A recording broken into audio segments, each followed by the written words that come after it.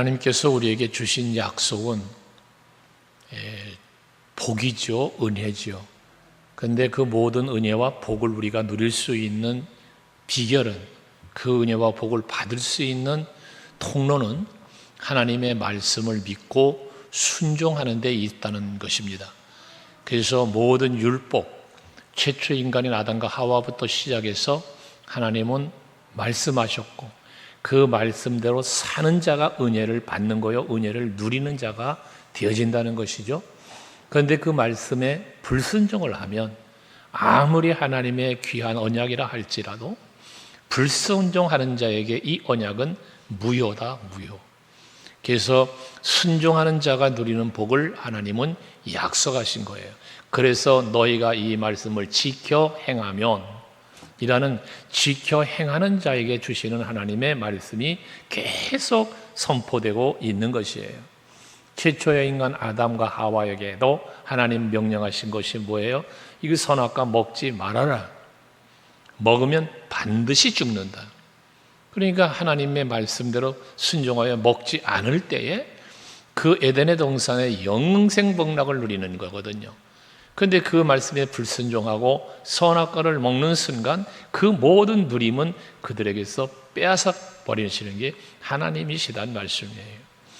그래서 오늘도 말씀 가운데에 1절에 우리는 두려워할지니 라며 그의 안식에 들어갈 약속이 남아있을지라도 너희 중에는 혹 이르지 못할 자가 있을까 합니다 라는 거예요.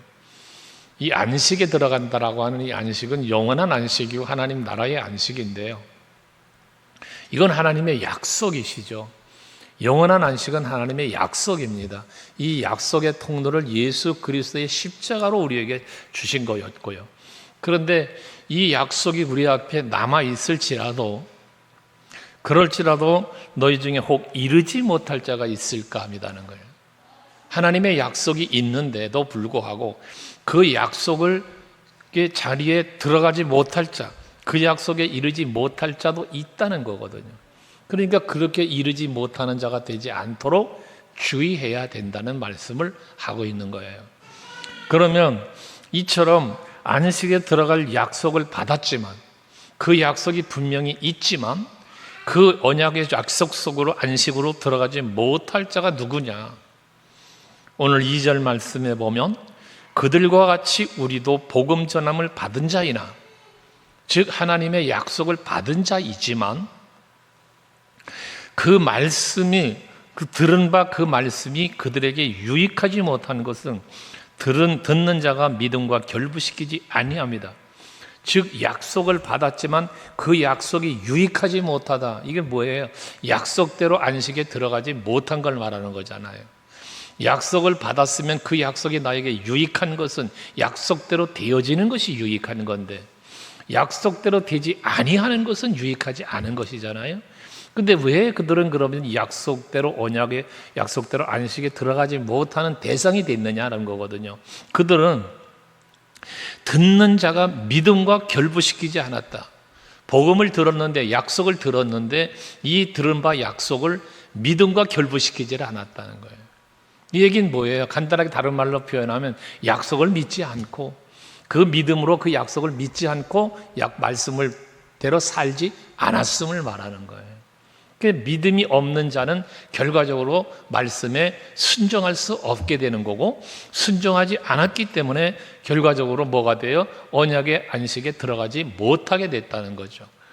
6절에 보면 그러면 거기에 들어갈 자들이 남아있거니와 복음 전함을 먼저 받은 자들은 순종하지 않으므로 말미암아 들어가지 못하였으므로 라고 그래요.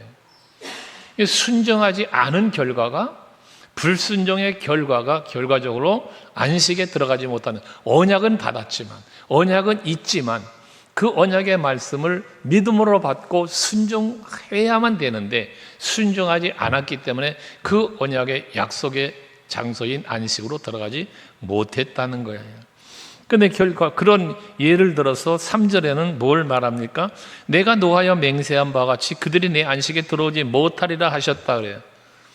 내가 노하여 맹세한 바와 같이, 결과적인 하나님의 진노, 하나님의 진노를 유발시키는 사람은 그 안식에, 그 언약의 안식에 들어가지 못한다는 거거든요. 하나님의 진노가 왜 생겼어요? 왜 하나님이 진노합니까? 불순종 때문인 거예요. 그러면서 말씀하기를 세상을 창조할 때부터 이 일이 이루어졌느니라 그래요. 세상을 창조할 때부터 이 언약의 약속의 안식에 들어가지 못하는 일이 있었다는 거거든요. 그게 누구예요? 아담과 하와예요. 태초의 천지를 창조하시면서 최초의 인간인 아담과 하와를 만드시고 하나님은 그들에게도 영원한 안식을 약속을 주셨잖아요. 선악과를 먹지 않으면 영원한 안식에 머무를 수 있는 건데, 그럼 먹으면 반드시 죽으면서 그 안식으로부터 떠나는, 그 영원한 안식에 들어가지 못하는 일을 겪게 되어진다는 거였잖아요. 그런데 아담과 하와는 하나님의 말씀에 순종하지 않았기 때문에 창조 때부터 그 일이 이루어졌다라는 말씀을 하는 것입니다. 결론적인 것은 무엇입니까? 앞에서 말씀드린 것처럼 아무리 하나님의 언약이 귀하고 크고 좋은 것이라고 할지라도 그 언약이 내게 이루어지고 내가 누릴 수 있는 은혜가 되고 복이 되려면 그 하나님의 모든 약속의 말씀을 내가 믿고 순종할 때이다라는 거예요. 여러분, 항상 신앙생활에 어떤 신앙생활의 원칙을 항상 여러분이 어디에 둬야 되냐? 믿음에 둬야 하고 믿음으로 말미암는 순종에 두어야 된다는 것이죠. 여러분에게 수차례 말씀을 드리는 바잖아요. 내가 아무리 하나님의 말씀을 믿는 것 같지만 믿는다면 그 믿음의 행위, 믿음의 결과물이 뭐로 나와야 돼요? 순종으로 나와야 되는 거예요. 그러니까 순종하지 않는 믿음은 이 바리새인 같은 믿음이 되는 거예요. 야고보 사도가 행함이 없는 믿음은 곧 죽은 것이다, 이 말이 맞는 거죠. 믿음이 있노라 하면서 행함이 없다면, 내가 하나님을 믿는다 하면서 믿음이 없는 행동을 한다면 말이에요. 하나님의 약속을 내가 믿는다고 하면서도 그 약속을 믿고 행동하지 않는다면 말입니다. 순종하지 않는다면 말입니다. 그 믿음은 거짓된 믿음이고 가식적인 믿음이라는 거죠. 그래서 간혹 제가 그런 말씀 드렸죠. 믿음과 아는 것은 다른 것이다. 우리는 아는 것을 믿는다고 말할 때가 있다는 거예요. 아는 것과 믿는 것은 분명히 다른 거예요. 바리새인, 서기관들, 율법사들은 잘 아는 사람들이에요. 하지만 그 아는 바를 믿지를 않는 거예요. 우리 소강교회 성도들은 말씀을 읽고 듣고 배운 바를 아는 수준에서 머물지 말고 믿고 믿음으로 행하며 순종하는 여러분들이 되실 수 있기를 바랍니다. 그래야 그 말씀이 힘이 되고 능이 되고 위로가 되는 거예요. 예수는 나의 힘이요, 내 생명 되시니, 거기 예수를 말씀으로 놓고 보세요. 말씀은 나의 힘이요, 말씀은 나의 능력이 되시고 생명이 되신다. 이 언약의 말씀을 믿는, 예수가 나의 힘이 되고 말씀이 나의 위로가 된다는 것이 결과적으로 뭐예요? 믿음이잖아요. 믿음. 그러니까 여러분의 믿음은 그 믿음으로 말미암아 유발되어지는, 앞에서 2절에서 믿음과 결부시키지 않았다는 말을 하는 것처럼 여러분의 믿음은 여러분들의 삶에 결부가 되어야 되는 거예요. 실천되어야 한다고 말이에요. 그런데 이들이, 아담과 하와도 그렇고 6절에서 말하는 순종하지 아니했다라고 말하는 이들, 왜 순종하지 않는가? 그러면 왜 순종을 하지 않는가? 이 율법을, 이 하나님의 약속을 아는데 이 약속을 알면서 왜 순종으로 연결되지 못할까? 7절에 말하죠. 오늘 너희가 그 음성을 듣거든 너희 마음을 완고하게 하지 말아라. 시편 95편의 말씀 인용한 건데요. 우리가 하나님의 말씀을 들을 때에 마음을 완고하게 하면 안 된다는 거예요.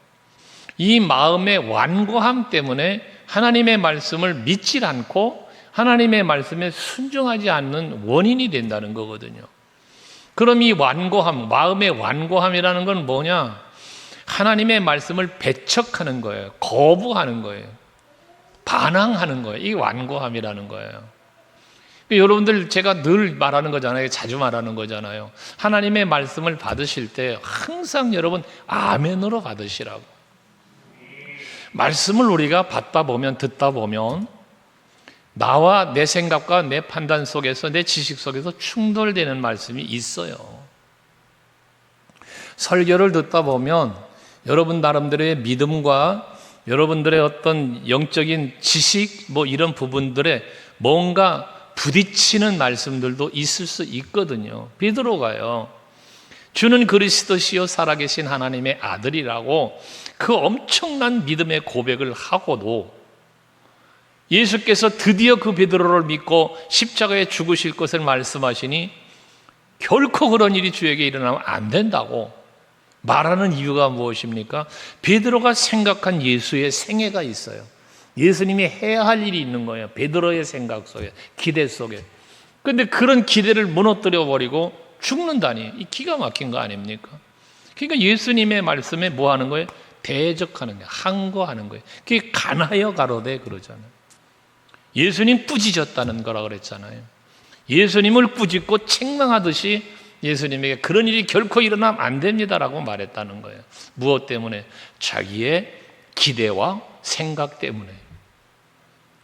뒤에 가서는 겟세마네 동산에서 병졸들이 예수님을 체포하러 왔을 때 베드로는 어떻게 합니까?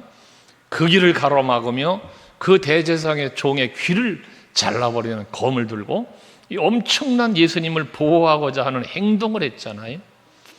근데 예수님은 그에게 뭐라 말합니까? 네가 하나님의 일을 생각하지 않고 사람의 일을 생각한다. 여러분, 우리가 살면서 항상 내 생각이 앞장서 버리면 하나님의 마음, 하나님의 뜻은 저버리게 돼 있어요. 지난주에도 말씀을 드리고 새벽 예배 때도 자주 드리는 말씀인데, 최근 마태복음을 묵상하다 보니까 누구든지 나를 따라오려거든 자기를 부인하고 자기 십자가를 지고 따라와라.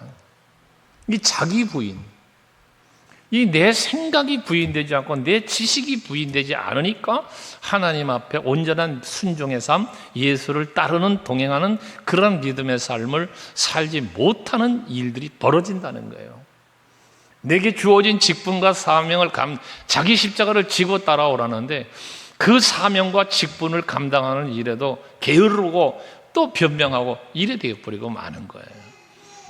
여러분, 우리들이 신앙인이 그리스도인으로서 하나님의 은혜와 사랑을 받은 자로서 특별히 이 영원한 안식의 언약을 받은 우리 성도들은 내 삶의 모든 우선순위가 하나님께, 예수께 있어야 된다는 사실이에요. 그러니까 너희는 먼저 그의 나라와 그의 의를 구하라. 너희는 먹든지 마시든지 무엇을 하든지 하나님의 영광을 위해서 하라. 우선순위가 계속 선포되는 거거든요. 근데 우리는 우선순위가, 여러분 한번 돌이켜보시면 나의 삶의 우선순위가 예수께 있는 게 아니라 내 삶의 모든 순위는 나에게 있고, 예수님은 누구야? 내 삶의 헬퍼.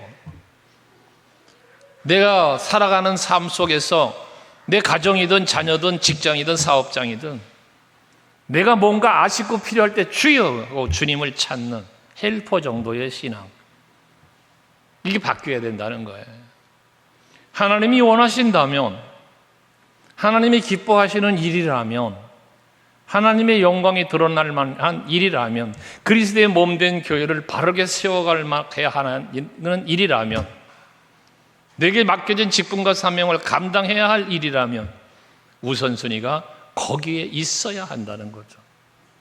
근데 우리는 많은 부분 이것이 우선순위가 아닌 2차가 되어지고 말아요. 무엇 때문에?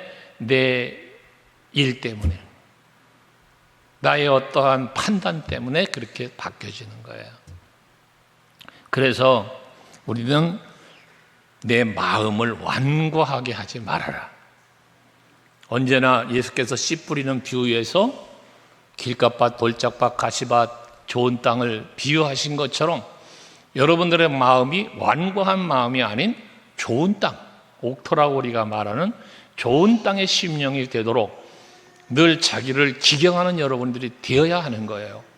그래서 사도 바울은 그러한 자신의 심령의 상태를 만들고 유지하기 위하여 내가 날마다 죽노라 고백을 하는 거고, 내가 예수 그리스도와 함께 십자가에 못 박혔나니 그런 적 이제는 내가 사는 게 아니라 내 안에 예수께서 사신 것이다. 내 삶의 주인, 내 마음의 생각의 주인이 예수가 되기를 그는 애썼다는 거예요. 노력했다는 것입니다. 이것을 위해서 그는 그렇게 살기 위해서 선한 싸움 싸웠고 달려갈 길 마치고 믿음을 지켰다라고 고백도 하는 것이고요. 여러분들의 신앙생활이 진정한 그리스도인의 신앙, 정말 성숙한 그리스도인, 정말 믿음이 좋다라고 여러분 스스로가 자부할 수 있으려면 이 완악한 마음을 버리고 좋은 땅으로, 하나님의 약속의 말씀을 믿고 순종함으로 모든 삶의 우선순위가 예수께 있는 여러분들이 될 수 있기를 바랍니다. 그러면서 8절에 보면 여호수아가 그들에게 안식을 주었더라면 이라고 말합니다. 여호수아가 그들에게 안식을 주었더라면 그 후에 다른 날을 말씀하지 아니하셨으리라고 했는데, 이 말은 무슨 말이냐면 모세가 죽은 후에 여호수아가 이스라엘 백성들을 이끌고 가나안 땅을 점령해 들어갔잖아요. 그러면 그 가나안 땅에 들어간 가나안 땅을 점령해 들어간 것이 영원한 안식이었다면 이 말이에요. 그럼 또 다른 안식을 말할 필요가 없었다는 거죠. 이 가나안 땅에 이스라엘 백성이 들어간 것은 영원한 안식이 아니고 영원한 안식의 모델인 거죠. 모델. 그러니까 우리의 영원한 안식은 이 땅에 있는 게 아니라는 사실을 말하는 거예요. 또 다른 안식을, 다른 날을 말씀하지 아니하셨으리라 라고 했는데, 이 또 다른 안식은 뭐예요? 이것이 바로 영원한 하나님의 나라, 영원한 안식, 참 안식을 말하는 거죠. 이게 하나님 나라를 말하는 거예요. 지리적으로 말하는 가나안이 아니라 예수 그리스도로 말미암아 우리에게 주어지는, 우리에게 누릴 수 있는 그 길이 열려지는 그곳 하나님의 나라죠. 예수가 왕이 되시는 나라, 그 나라를 말하는 거거든요. 그러니까 여러분들이 오늘 아침 새벽에 묵상한 말씀이긴 합니다만은, 그 살로메가 세베대의 아들들 야고보와 요한의 어머니가 당신의 나라, 주님의 나라가 임할 때에 하나는 우편 하나는 좌편에 앉게 해달라고 말했던 그것처럼, 제자들은 그것 때문에 또 분노해서 싸움이 벌어졌던 것처럼, 이 세상에서 이루어지는 지상 낙원이 아니라 우리에게 약속된 영원한 나라는 지상의 왕국이 아닌 영원한 하나님의 나라의 왕국을 말씀하고 있다는 사실, 우리는 그것을 믿는 거고 그 나라를 바라보면서 그 나라를 향하여 살아가고 있는 것이 오늘 우리들의 신앙생활이라는 이 사실, 여러분 잊지 마시기를 바랍니다. 우리 많은 부분 세상에 매인 게 많아요. 그래서 세상에서 복을 받으면 하나님이 복 주셨다, 뭔가 세상에서 잘 되면 형통했다, 이런 생각들을 하거든요. 그러나 진정한 복과 진정한 형통은 무엇입니까? 하나님의 나라에 이르는 거예요. 그 나라를 내가 이 세상에 살면서도 누리는 거예요. 그러니까 여러분들의 행복의 조건이 예수님 덕분에 행복해져야 된다는 거 아닙니까? 근데 우리는 행복을 어디서 찾습니까? 예수 안에서 찾는 게 아니라 세상 것에서 찾으려고 한단 말이에요. 돈으로, 명예로, 권세로, 환경에서 찾고 사람에게서 찾으려고 한단 말이죠. 이건 영원한 안식의 약속을 잘못되게 이해한 부분이고 잘못 믿는 거예요. 여러분 신앙생활의 기쁨과 즐거움과 행복은 예수 안에서 찾아야 하고요, 영원한 하나님의 나라의 소망을 두고 그곳에서 찾을 수 있는 여러분들이 되셔야 한다는 겁니다. 그러니까 이 말씀은 가나안은 영원한 안식이 아니야. 여호수아가 인도한 그 가나안이 영원한 안식이 아니야. 그럼 이 영원한 안식은 어디서 이루어져요? 그리스도 예수 안에서예요. 내가 너희에게 평안을 주러 왔다. 그 평안이 영원한 안식이잖아요. 이 세상이 주는 것과 같지 않다, 예수님의 말씀 아닙니까? 그런즉 9절에 안식할 때가 하나님의 백성에게 남아있도다. 안식할 때가 하나님의 백성에게 남아있어. 가나안이 아니야.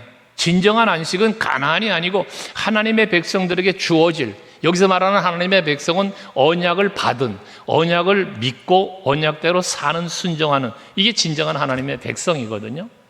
그들에게 남아있도다.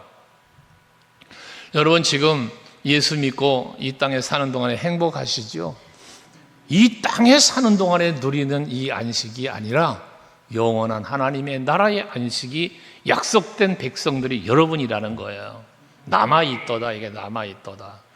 그러니 남아있으니 어떻게 돼야 돼? 우리 그 남아있는 안식을 바라봐야죠. 이 땅에 지금 내가 누리는 세상적인 것에 매이지 말고 그 남아있는 안식, 이제 영원한 안식, 들어가야 할 그 영원한 안식, 이걸 바라보자는 말이에요. 그래서 또 10절에도 그의 안식에 들어간 자는 하나님이 자기의 일을 쉬심과 같이 그도 자기 일을 쉬느니라. 자기 일을 쉰다. 하나님의 나라를 바라보는 사람, 하나님의 나라에 들어가서 그 영원한 안식을 누릴 사람은 누구냐? 자기 일을 쉬는 사람. 우리는 대부분 자기의 일을 내려놓지 못하기 때문에 하나님의 일을 못하는 경우가 많잖아요. 여러분, 여러분의 일을 내려놓으셔야 돼요. 사도 바울은요, 자기가 누릴 수 있는 모든 것, 어쩌면 자기가 해야 할 모든 일들을 배설물로 여겼다잖아요. 무엇 때문에? 하늘의 부름의 상을 바라봤기 때문에. 그 부르신 부름의 상을 표대로 삼았기 때문에. 그 달려갈 길을 마치려 하면은 그 바울의 애씀과 노력, 생명조차 귀하게 여기지 않고 내 일을 내려놓고 하나님의 일을 이루려고, 그 사명이라고 말하는 그 사명을 감당하고도 몸부림쳤던, 그것 때문에 눈물과 겸손과 사도행전 20장에 나오는 말씀들 아닙니까? 여러분들에게도 그 바울 같은 아름다운 신앙이, 삶이 이루어질 수 있기를 바랍니다. 그게 영원한 안식에 들어가는 길이요, 누리는 비결이라는 거예요. 그러므로 11절, 우리가 저 안식에 들어가기를 힘쓸지니 그랬어요. 지금 우리 앞에 영원한 안식이 남아있는데, 지금 그 영원한 안식에 들어가야 되겠는데, 그 안식으로 들어가기를 뭐해? 힘쓰라고 그랬어요. 힘써라. 근데 이 힘씀을 뭐라고 그랬냐? 이는 누구든지 저 순종하지 아니하는 본에 빠지지 않게 하려 합니다. 이 말을 바꾸면, 간단하게 바꾸면, 영원한 안식에 들어가기 위해서는 우리가 힘을 써야 되는데 무엇을 힘쓰냐? 순종하지 않는 자들 같이 되지 않도록, 그러니까 순종하는 삶을 살도록 힘쓰라는 거예요. 여러분, 한번 질문에 한번 답을 해보세요. 스스로의 생각으로 한번 답을 해보세요. 여러분, 신앙생활에서 순종하기가 쉬워요, 어려워요? 여러분 한번 생각해 보십시오. 지금까지 순종도 해봤고 불순종도 해봤을 텐데요, 여러분들이 하나님의 말씀에 순종하는 게 쉽든가요, 어렵든가요? 결코 쉽지 않습니다. 그래서 순종은 희생 없이 안 된다는 겁니다. 예수께서도요, 십자가를 지시는 게 순종이잖아요. 하나님의 뜻을 이루는. 얼마나 예수님도 그 순종이 힘들었으면 이 잔을 내게서 피할 수 있으면 피하게 해달라고 자기 생각을 말하잖아요, 하나님 앞에. 그러나 결론적으로는 내 원대로 마시고 아버지 원대로 하시옵소서 하면서 그 이마에서 흐르는 땀이 핏방울이 쏟아지는 것처럼 그렇게 간곡하게 기도했다는 거예요. 힘들다는 거예요. 십자가만 힘든 게 아니라, 십자가 자체가 힘든 게 아니라 순종이 힘든 걸 말하는 거예요. 예수께서 말하잖아요. 하늘에 있는 영들을 불러내리면 저들을 멸할 수 없을 것 같냐? 있다는 거잖아요. 안 죽으려면 안 죽을 수 있다는 거예요. 그 권세와 능력이 예수께 있다는 거예요. 하지만 그 권세와 능력을 사용치 않고 십자가를 지는, 이게 순종이잖아요. 순종은 힘든 거예요. 그러나 그 순종을 위해서 뭐가 필요하다? 희생이 필요하다. 내 생각, 내 원대로 마시고 아버지 원대로 하옵소서. 우리는 이 내 생각에 매여 있기 때문에 순종을 못한다고 앞에서도 말했잖아요. 이걸 내려놓는 것, 이게 자기 희생이거든요. 그래야 순종이 되는 거예요. 그래서 순종은 믿음의 사람이 하고 순종은 겸손한 사람이 한다고 늘 말씀을 드리는 겁니다. 근데 이것을 어떻게 알아? 힘쓸지니 그랬어요. 힘쓸지니. 여러분, 순종은요, 힘쓸 때 가능한 겁니다. 내가 힘쓰지 않고는 순종 안 돼요. 때로는 감정에 이끌리고 때로는 환경에 이끌리고 안 되는 거예요. 그러니까 이러한 저런 핑계들을 내가 물리치고 그 순종의 길을 거기에 걸어가기 위해서 뭐해? 힘써라. 그러면서 12절 귀한 말씀이죠. 한번 같이 읽어볼까요? 12절 시작. 하나님의 말씀은 살아있고 활력이 있어 좌우의 날선 어떤 검보다도 예리하여 혼과 영과 및 관절과 골수를 찔러 쪼개기까지 하며 또 마음의 생각과 뜻을 판단하나니. 할렐루야. 여러분, 왜 우리가 하나님의 언약의 말씀을 확실하게 믿고 그 말씀에 순종해야 되는가? 왜 우리가 내 자신의 판단과 생각을 내려놓고 하나님의 말씀을 대로 살아가는 걸 우선순위를 거기에 두고 살아가야 하는가? 라는 부분에 대한 아주 정확한 답을 주시는 거거든요. 하나님의 말씀은 살아있고 활력이 있다? 이 말씀에 뭐가 있습니까? 하나님의 말씀은 살아있고 활력이 있다. 말씀대로 되어지도록, 하나님의 언약이 성취되도록 하시는 하나님, 이 말씀은 반드시 이루어진다. 언약은 반드시 성취된다는 걸 말하는 거예요. 하나님 말씀 살아있다는 거예요. 죽은 게 아니에요. 살아있어요. 그러니까 뭐예요? 일하시는 거죠. 말씀대로 되어지도록. 이 활력이죠. 생명력과 활력이죠. 여러분이 하나님의 말씀을 받으셨어요? 이 말씀을 들었습니까? 그것을 믿으신다면 그대로 되는 줄을 믿으셔야 되는 거예요. 말씀대로 되어지는 것, 이게 살아있는 말씀, 활동력이 있는 말씀이라고 하는 거죠. 그러니까 약속의 모든 말씀은 그대로 되는 거야. 그대로 될 거야. 지난날을 돌아봐도 그대로 됐어. 에베네셀의 하나님, 앞으로도 그대로 될 거야. 이 믿음, 이 소망이죠. 믿음과 소망이.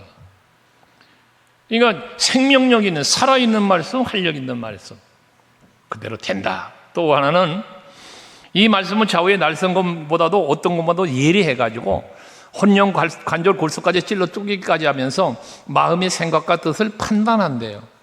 우리의 마음과 생각까지를 판단한다. 다 안다는 거야, 말씀이. 여러분의 생각도 여러분들의 판단도 이 말씀은 다 알고 있다. 그 말은 뭐냐면 이 말씀이 내 마음과 내 판단을 지배합니다. 그래야 그것이 바로 영원한 안식에 들어갈 수 있는 이 약속의 말씀을 지키며 살 수 있는 원동력이 된다는 거예요.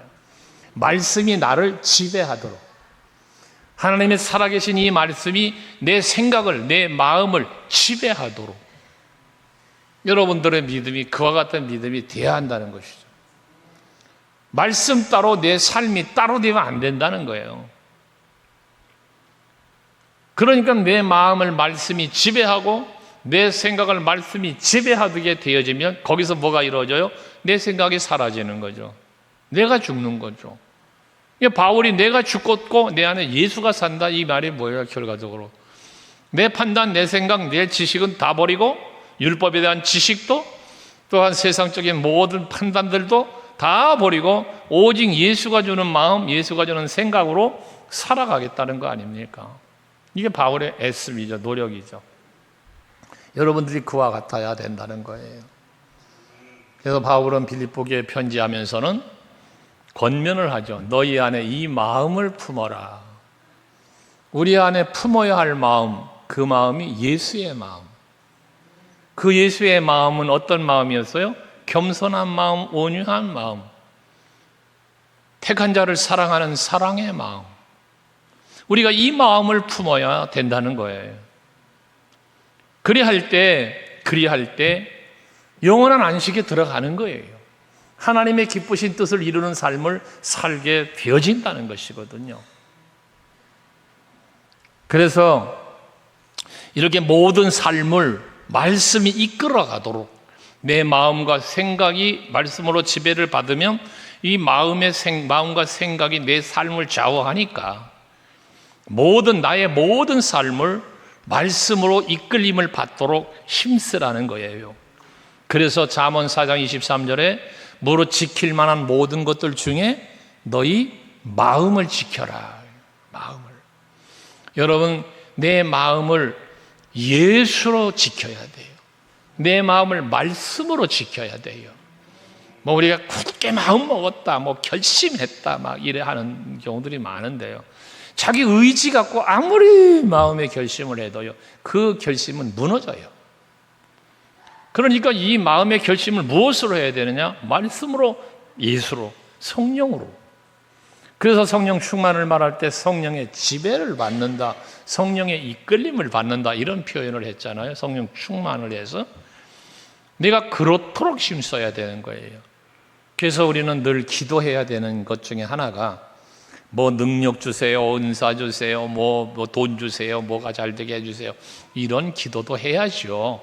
왜? 기도할 때 하나님 응답 주실 거니까 내 삶에 필요한 거 구하는 거 마땅하지요.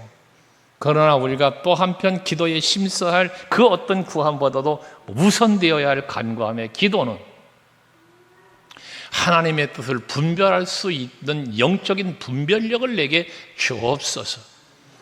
그리고 그 영적인 분별력으로 성령의 감동으로 깨닫게 되어진 부분들, 그 깨달은 대로 살 수 있는 능력을 내게 주시옵소서. 이것이 우리의 기도에 우선되는 제목들이 되어야 되는 거예요. 그래야 내가 하나님 앞에 뭐 재물을 구하든 뭐 형통과 번성을 구하든 그것들이 내게, 그 은혜가 내게 주어졌을 때도 하나님의 뜻대로 살게 되고, 그런 은혜를 받아서도 내가 하나님의 기쁘신 삶을 살게 되는 거예요. 그런데 이런 분별력이 없이 복만, 은혜만 받다 보면 그 받은 은혜를 갖고, 그 받은 복을 갖고 이스라엘 백성들처럼 엉뚱한 짓을 하는 거예요. 그냥 하나님의 진노를 사는 거예요. 복을 받는 것보다 중요한 것 뭐라고 그랬어요? 누리는 것이라 그랬죠. 복을 받는 것보다 중요한 건 누리는 건데요, 이 누림의 비결이 어디 있어요? 12절이에요. 이게 하나님의 말씀이 나를 지배할 때, 그때 내가 누리는 거예요. 그래서 지으신 것이 하나도 그 앞에 나타나지 않음이 없고 우리의 결산을 받으시되 눈앞에 만물이 벌거벗은 것 같이 드러나느니라고 한 것처럼, 하나님 앞에, 말씀 앞에 우리의 내 삶의 모든 것은 다 드러난다. 그래서 우리는 말씀을 무엇으로 삼아야 된다? 거울 삼아야 된다. 하나님의 전신갑주 삼아야 된다. 그래서 말씀으로 나를 살펴보는 거예요. 여러분들이 예배하면서 말씀을 들으실 때, 또 개인적으로 말씀을 묵상하실 때 항상 그 말씀 앞에서 나를 성찰하는 거예요. 내가 말씀대로 잘 살고 있나? 내가 하나님의 원하심과 요구하심을 잘 이루며 살고 있는가, 따르며 살고 있는가라는 부분을 자꾸 성찰해야 되는 거예요. 그게 말씀으로 덧입는 거예요. 그게 말씀으로 무장을 하는 겁니다. 그냥 읽고 듣고 흘러버리면 말씀이 여러분에게 전신갑주가 될 수 없고 여러분들에게 생명수 샘물 같은 그런 역사를 이루지 못하는 거예요. 그래서 아멘으로 받고 그 말씀으로 내가 무장하고 그 말씀을 묵상하면서 말씀에 순종하며 살려고 하는, 말씀의 이끌림을 받으며 살려고 힘쓰는 여러분들이 되시자는 겁니다. 그러면서 14절에는 하나님의 아들 예수 그리스도, 대제사장 되신 예수 그리스도에 대해서 우리가 믿는 도리를 굳게 잡을지어다 그랬어요. 여기 믿는 도리 그랬는데요, 믿는 도리를 굳게 잡아라. 이 믿는 도리가 뭐냐? 이것이 바로 예수 십자가의 은혜와 사랑이에요. 내가 이러한 은혜를 받았어, 내가 이러한 사랑을 받았어. 그러니까 그런 은혜와 사랑을 받은 내가 예수 앞에, 하나님 앞에 어떻게 살아야 될 것이냐, 이게 믿음의 도리예요. 여러분, 믿음은 하나님이 우리에게 주신 선물이라고 그랬죠. 그 믿음으로, 그 믿음의 내용은 예수 십자가잖아요. 그럼 이 믿음을 내게 주시니가 그 믿을 수 있는 내용도 주신 거잖아요. 이게 은혜란 말이에요. 이게 사랑이란 말이에요. 그럼 이걸 받은 내가 어떻게 해야 돼? 도리가 있는 거지, 도리가. 은혜를 받았으니, 사랑을 받았으니 그의 받은 자답게 합당하게 살아야 할 것이, 이게 믿는 자의 도리죠, 도리. 그게 바로 믿음의 도리를 굳게 잡을지어다라고 말씀하고 있는 것입니다. 그리할 때 우리는 16절, 그러므로 우리는 긍휼하심을 받고 때를 따라 돕는 은혜를 얻기 위하여 은혜의 보좌 앞에 담대히 나아갈 것이다 라고 했습니다. 여기에 긍휼하심을 받았어요. 우리가 십자가 사랑 받았어요. 은혜를 받았어요. 그러면 이제 그 은혜 안에서 우리는 때를 따라 돕는 은혜를 받기 위하여 그래. 때를 따라 돕는 은혜. 이게 뭐냐 하면, 자, 우리가 죄와 허물로 사망의 자리에 있었지 않았어요? 근데 예수께서 오셔서 그 십자가의 은혜와 사랑으로 우리를 거듭나게 하셨잖아요. 새 생명, 영생을 주셨잖아요. 이것처럼 사망의 자리에 있던 나에게 새 생명을 주신 것처럼 또 이렇게 구원받은 우리들을 위하여 때를 따라 돕는 은혜가 있단 말이에요. 이 때를 따라 돕는 은혜라는 것은 때를 아시는 거야. 하나님께서는 때를 알아. 이 때를 안다는 내용은 조금 다른 말로 말하면 우리의 필요를 아신다는 거예요. 그러니까 내가 살아가는 믿음으로 살고 하나님의 나라를 소망하며 영원한 안식을 바라보며 살아가는 내 삶의 현장에 오늘 지금 우리에게 무엇이 필요한지, 무엇이 있어야 할지 지금의 이 때를 하나님은 아신단 말이에요. 그래서 그 때에 필요한 은혜를 주신다는 거 아닙니까? 그래서 이른 비와 늦은 비를 적당한 때에 적절하게 주시겠다는 거예요. 시편 1편 3절도 시냇가에 심은 나무가 철을 따라 열매를 맺는다는 것처럼, 그러니까 여러분들에게 지금 이 시대에 오늘에 필요한 은혜가 무엇인지 하나님은 아시는 거예요. 그 필요한 것을 베풀어 주시는, 공급해 주시는 은혜가 있단 말이에요. 그러니까 이러한 때를 따라 돕는 그런 은혜가 있으니, 그럼 이 은혜를 내가 받기 위해서, 그 은혜를 받기 위해서 우리가 무엇을 한다? 은혜의 보호자 앞으로 담대히 나아갈 것이라는 거예요. 이 은혜의 보호자 앞이 뭐예요? 예수 앞으로예요. 예수 앞으로, 예수 바라보며 담대히 나아가라. 여기서 담대하다는 말은 변함없이, 흔들림 없이 그런 말이에요. 우리는 때에 따라서, 상황에 따라서 흔들려. 이 믿음이 흔들려. 때로는 넘어지고 실족한단 말이죠. 그러지 말라는 거예요.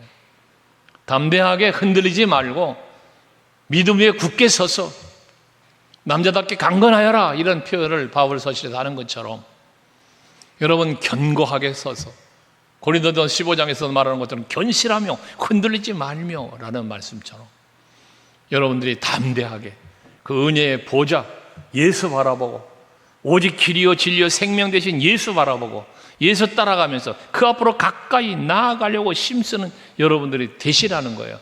그러면 어떻게 돼요? 예수 바라보고 예수 따라가면, 그 길을 따라가면 거기가 바로 보좌 앞이 되는 거예요. 영원한 안식에 들어가는 거잖아요. 이것을 위해서 뭐하라? 힘쓰라는, 힘쓰라. 오늘 예배하시는 여러분 모두는 영원한 안식을 약속받으신 분들입니다. 하나님의 나라가 여러분들에게 약속되었단 말이에요. 그런데 그 약속받은 하나님의 나라는 오직 예수 외에는 갈 수 있는 방법이 없어요. 그러니까 예수, 말씀을 중심으로 오직 예수 바라보고 오직 언약의 말씀 믿고 따르면서 살아가는 여러분들이 되셔서 그 약속된 영원한 하나님의 나라에 이르러 그 영원한 안식을 누릴 수 있는 여러분 모두 되시기를 주의 이름으로 축복합니다. 기도하시겠습니다. 오늘도 말씀을 생각하시면서 기도하시기 바랍니다. 다 같이 기도합시다.